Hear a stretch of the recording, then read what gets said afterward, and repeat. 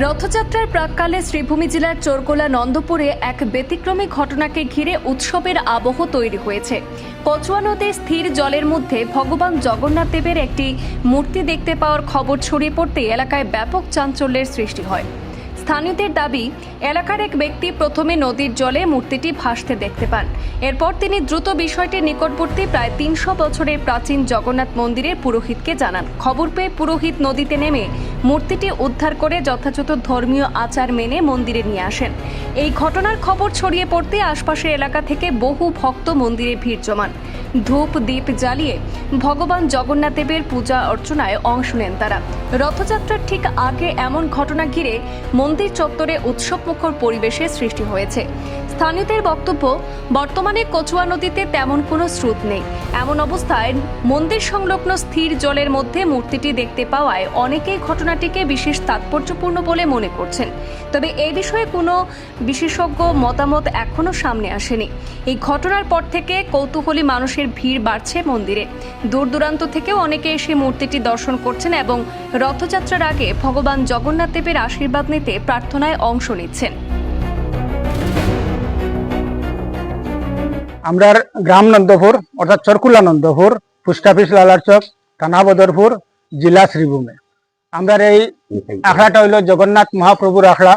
আজকের থেকে প্রায় ৩০০ বছর আগের পুরাতন আখড়া, খুবই জাগ্রত আখড়া। এখানে একজন বৈষ্ণব ছিলেন, নবীন দাস বৈষ্ণব, যিনি মানে এই ডিস্ট্রিক্ট তথা বিভিন্ন ডিস্ট্রিক্টের সাথেও মানে তিনির প্রভাব এবং তিনির যে মানে গুণাবলী মানে বিস্তারিত ছিল। এই আখড়ার সম্মুখে একটা কচুয়া নদী আছে।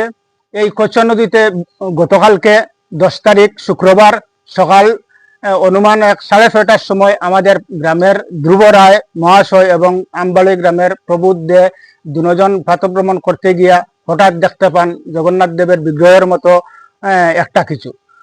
এখান থেকেই মানে একদম পাশে জগন্নাথ দেবের আখড়া। আমার এই বাবাজিরে ডাক দেন এবং বাবাজি গিয়ে দেখেন যে মহাপ্রভু বিগ্রহ মানে এই স্থির জলে মানে বাসমান। এই অবস্থা দেখিয়া আমার এই বাবাজি মানে তাড়াতাড়ি নদীতে নামিয়া অতি সযত্নে এই বিগ্রহকে মানে কুলে নিয়া আখড়াতে আনিয়া প্রতিষ্ঠা করেন।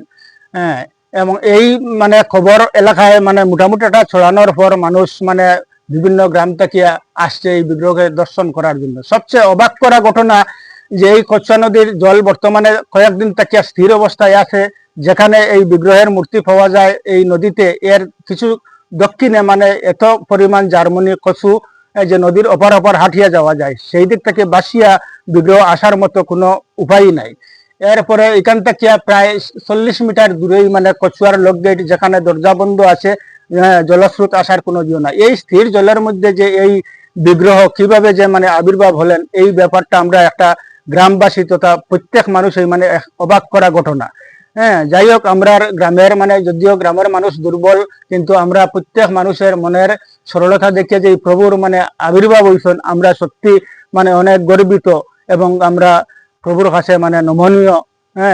এবং এই যে রথযাত্রায় আগামী বৃহস্পতিবারে রথযাত্রা, আষাঢ় মাস যে মানে জগন্নাথ মহাপ্রভুর একটা পুণ্য মাস, আর সেই মাসে যে মানে এই রথের সম্মুখেই যে এই বিগ্রহের আবির্ভাব, সত্যি আমরা মানে একটা অবাক, আমরা হৃদয়ে মানে লোমাশ্রিত, মানে লোম খাড়া হচ্ছে শরীরের এই মানে এই সময়ে এই আবির্ভাবে দেখিয়া।